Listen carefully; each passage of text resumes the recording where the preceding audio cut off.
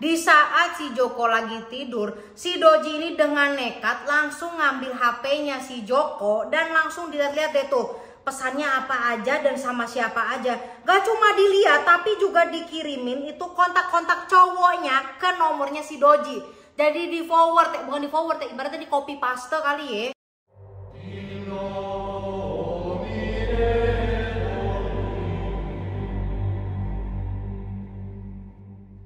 Hey guys, Wickets, apa kabar? How are you hari ini? Welcome back to Paranormal. In today's video, ya dong, pelaku dari kasus yang bakal gue bahas sekarang ini udah benar-benar dikuasain sama pengaruh iblis. Lebih tepatnya iblis perwakilan 7 dosa besar atau 7 pangeran iblis langsung. Gak cuma 1 tapi 3, anjir langsung digarap 3 dosa besar. Yaitu adalah keiri hatian, kenafsuan, dan kemarahan. Nah itu ditaruh dalam blender. Jadilah seseorang yang bakal gue bahas hari ini. Bagi kalian bingung itu apaan sih Mar? 7 dosa besar.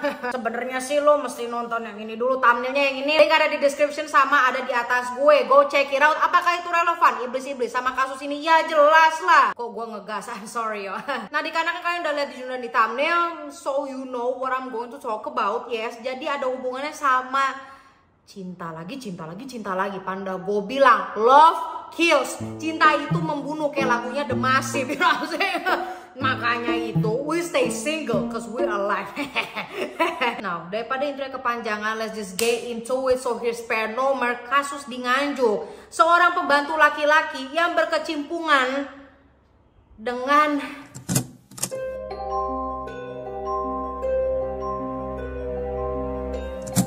gue langsung aja mulai dengan mengenalkan kalian sama si pelaku, yaitu namanya Mujianto.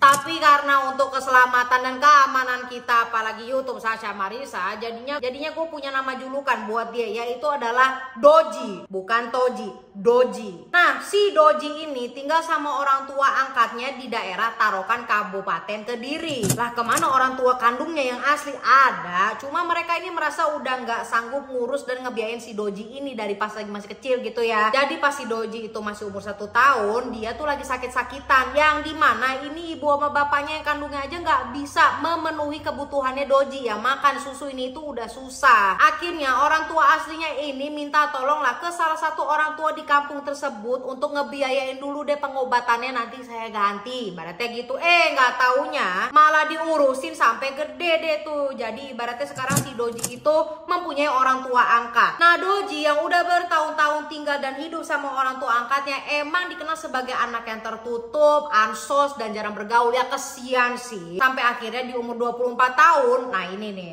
the story starts here. Dia mendapat sebuah info, yaitu info kerjaan dari tetangganya. Dan dia memutuskan untuk cabut dari rumah dan mengambillah pekerjaan itu. Meskipun sebelumnya udah dibilangin sama orang tuanya kalau dia nggak perlu lah ngambil kerjaan itu, kamu ngambil kerjaan lain juga bisa pasti. Soalnya kerjaan yang ditawarin sama tetangganya ini adalah sebagai asisten rumah tangga atau pembantu. Tapi larangannya itu nggak bikin dia nih si Doji berhenti buat berangkat dan ngambil kerjaan itu. Ya emang sih katanya majikan yang punya rumah itu tuh di tempat nanti si Doji bekerja lumayan kaya dan punya rumah yang besar. Now sekarang gue bakal kenalin sama majikannya, yaitu adalah Joko. So yes, dia ini adalah seorang pria laki-laki yang umurnya itu masih middle age. Nah sekarang kita fast forward aja, bagaimanakah aktivitas Doji sebagai Pak RT ART di rumahnya Pak Joko ini. 1 bulan pertama si Doji kerja di sana lumayan enjoy, dan begitu pun 2-3 bulan ke depan kerjaannya itu sebagai asisten rumah tangga Tuan J. Tetapi di balik kekayaan dan rumah yang gedenya itu, si Doji juga sadar kalau ada yang mempertanyakan nih dari si majikannya itu, si Tuan J atau Joko. Doji sering banget ngeliatin tuannya si Joko ini bawa temen cowok ke rumahnya. Awalnya si Doji masih pikir positif, itu rekan kerja lah ya kan. Tapi kok pas lagi dilihat-lihat lagi ya kan, kok ini orang-orangnya bervarian. Maaf, cowok-cowoknya ini bervarian. Ini temen kantor macam apa ya kan, tiap minggu ganti. Itu temen kantor apa, spray kasur nggak tahu. Sampai pada suatu hari si Doji ini lagi beberes nyapu-nyapu gitu kan di lorong. Gas. Maaf, gak sengaja mergokin si Joko lagi bareback. Berhubungan badan sama seseorang yang dia kira itu teman kantor. So ya di dalam rumah itu ibaratnya golok ketemu keris ya, sama-sama suka jenis begitulah. I mean you know what I'm saying? Dan si Doji yang harusnya ngelanjut bersih-bersih di area lain, dia nih ya. Dia kaget kan, oke ya udah lu cabut dong tuh lagi begitu ngapain? Dia malah diem, malah merhatiin.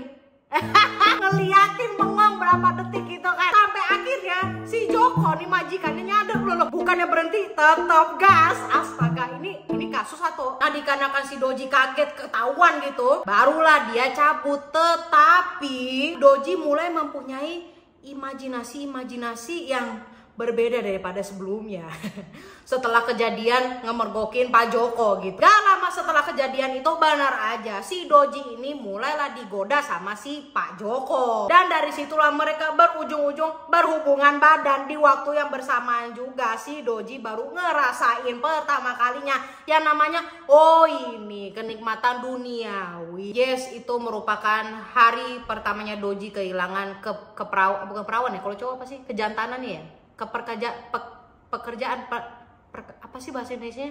Perjakanya goblok. Dan dari situlah si Doji juga baru menyadari, alah ternyata gue sama seperti Pak Joko. Karena selama hidupnya dia dari dia remaja hingga dia umur 24 tahun dia nggak pernah suka sama cewek sama sekali gitu loh. So long story short, di sisi lain juga Pak Joko ini ternyata juga suka sama Doji lama kelamaan. Dan dari sinilah Doji dan Joko makin deket dan makin sering main bareng ya, lu ngerti lah maksud gue. Bisa dibilang mereka lama kelamaan jadi pacaran, majikan dan pembantu. Gila, ini wet pet atau enggak wet pet sih, sering banget terjadi. Nah setelah mereka berpacaran, si Doji itu penuh sekali dengan komitmennya gitu loh, dan mempunyai harapan kalau mereka itu akan bersama-sama terus. Apa iya? Apa benar itu kejadian? Tentu saja tidak. Pak Joko ini mulai sering keluar lagi nih, keluar rumah. Dia udah nggak ngebawa cowok-cowok lagi. Enggak, kan udah ada pacarnya si Doji. Jadinya dia keluar ngapain? Apakah dia beli sayur-sayuran? Tidak. Ngapain beli sayur sampai pulang malam? Nah sekarang lo bakal nyambung. Yes. Ternyata sekarang Joko itu main sama orang lain di luar rumah. Tapi seiring berjalannya waktu, dikarenakan si Joko ngelihat Doji, dia mau gua ngapain aja juga bakal tetap sayang sama gue, dia nggak bakal lari, toh dia udah setia banget, jadi gua ngapain aja boleh. Nah apalagi karena dia posisinya itu majikan, Joko jadi kayak bodo amat. Dia mulai bawa lagi dong cowok-cowok yang dia swipe ke kanan ke dalam rumahnya.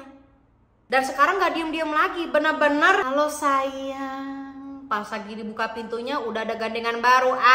Oke lanjut. Pas ditanyain nih sama Doji, sang pacar dan sang pembantu gitu kan, Pak Joko bilang kalau itu cuma partner bisnis aja atau ya temen kerja apaan anjir. Tapi makin kesini makin sering bawa cowok dan gak ditutupin lagi, bener-bener mereka mendesak. Sembari si Doji ngedengerin, si Doji yang gak terima diginiin akhirnya bikin rencana buat balas dendam ya kan. Nah cara dia membalas dendam itu simak baik-baik ya.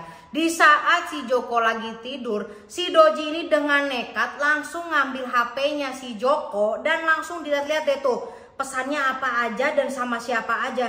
Gak cuma dilihat tapi juga dikirimin itu kontak-kontak cowoknya ke nomornya si Doji. Jadi di forward, bukan di forward, ibaratnya di copy paste kali ya. Nomor-nomor yang telah menghubungi si Joko itu siapa aja. Oh ini buat apa? Ya buat diajak kencan total juga. Mampus gak lo?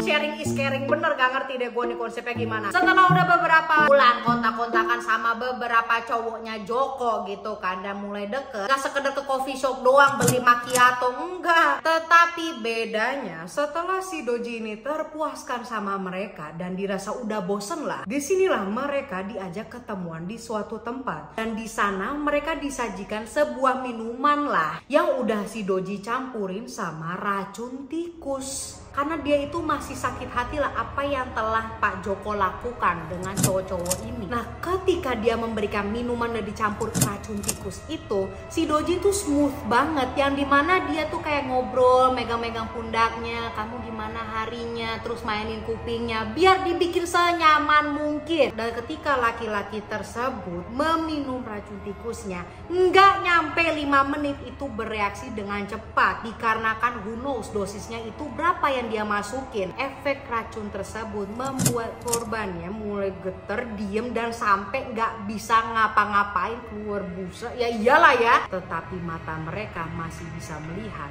ada apa di depannya, yaitu adalah Doji. Dan si Doji langsung ngambil dompet dan HP korbannya. Tetapi dikarenakan si Joko mempunyai banyak sekali cowok yang dibawa ke rumahnya itu nggak habis-habis, ya korbannya juga nggak habis-habis. Lu kira cuma 1 atau 2 orang? Enggak weh. Ketika gue bilang dia tadi ngumpulin kontak-kontak cowok yang telah Pak Joko swipe right, dia kencan totalin semua dan dia kasih minuman juga. Jadi ada deh tuh sampai berbulan-bulan Doji melakukan hal yang sama. Dan sudah banyak seperti itu, Doji masih aja bisa lolos dikarenakan gak ada witnessnya sama sekali. Doji cabut dan tinggal mereka aja gitu, suatu tempat yang mereka sama sekali tidak familiar. Sampai akhirnya di pertengahan tahun 2012 ada satu korbannya yang selamat. Bingung kan lo? Loh, berarti yang tadi yang dia lakukan selama berbulan-bulan emangnya gak selamat, Mar? No, mereka meninggal dunia. Namun ada satu nih yang hidup, yang selamat di tahun 2012. Yang dimana korbannya ini ditolonglah sama warga yang lewat. Kita panggil dia ini dengan inisial F. Si F ini yang sempat ditolong warga ini langsung sadar kalau dia itu udah dimalingin dan kehilangan HP dan dompetnya.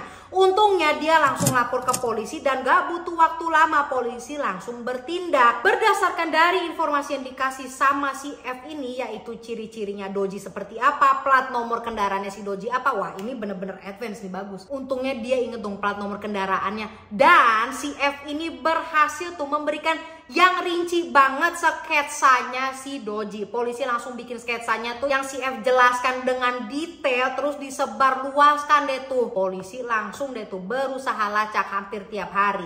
Nah, dari sinilah muncul deh tuh 2 saksi baru. Yang pertama adalah si penjual racun tikus. Dikarenakan mungkin kali ya si Doji ini sering sekali beli sama dia racun tikus yang sama, sampai apal bet apal itu mukanya. Lagi siapa suruh coba beli di satu tempat yang sama, goblok dah. Menurut si penjual racun tikus ini, si Doji biasanya beli racun itu sekali pakai atau dengan dosis kecil, 1 potong gitu yang seharga 500 perak. Tapi belakangan ini menurut penjualnya dia jadi beli borongan loh. Udah kan tuh saksi yang pertama. Saksi yang kedua adalah orang yang baru aja beli HP dari si Doji. Nah iya, HP yang dia colong itu dari F dan dijual lagi deh tuh sama nih orang yang saksi kedua dengan harga 200 ribuan dan HP-nya itu adalah Nexian. Dari informasi yang semakin bertambah dari hari ke hari, polisi terus melakukan pencarian sampai akhirnya si Doji ini ketangkep di rumah si Joko, yang posisinya si Doji itu lagi nyuci baju di belakang. Ya elah, langsung deh tuh dibawa ke kantor polisi buat diminta penjelasan sedetail-detailnya. Now fast forward, dari penyelidikan polisi diketahui menurut pengakuannya langsung dari Doji, dia udah ngeracunin sebanyak 32 orang. 3 diantaranya itu adalah bapak-bapak yang berumur 30 sampai 45 tahun. Dan dia sudah melakukan itu semua semenjak September tahun 2011. Nah long story short, si Doji ini divonis 9 tahun penjara yang sebelumnya malah cuma 8 tahun. Gak tahu gimana tuh ya. Terus katanya karena dia berkelakuan baik di penjara, gak tahu mungkin tobat kali ya atau rajin beres-beres, jadi dilihat rajin. Makanya di bulan Agustus tahun 2018 kemarin si Doji udah bebas. Berarti dia jangan-jangan dia nonton video gue. Ya nggak apa-apa sih ya, lagian. By the way, kalian bingung kan ya kenapa gue kasih nama julukan Doji padahal nama aslinya tuh Mujianto. Doji itu adalah doyan biji. Alright, so I guess that is it y'all. Thank you so much for watching this video. I hope you like this one. Don't forget to like, subscribe, follow your girl's Instagram Sasha X Marissa, and I will see you when I see you. Goodbye.